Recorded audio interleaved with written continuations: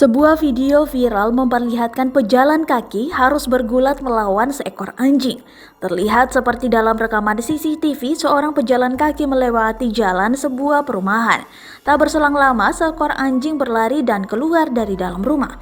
Anjing tersebut menyerang sang pejalan kaki, namun orang tersebut terus menghindar. Dengan mengandalkan barang bawaannya, orang tersebut membalas, namun tak bisa menahan aksi anjing yang terus-menerus menarik kaki bahkan tangannya hingga terjatuh.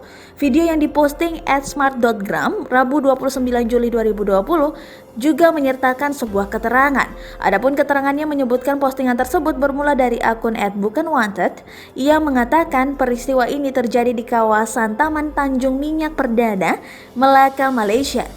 Wanita tersebut juga ditemukan terluka setelah harus melawan anjing selama beberapa menit. Ia kemudian diselamatkan oleh tetangga di daerah tersebut.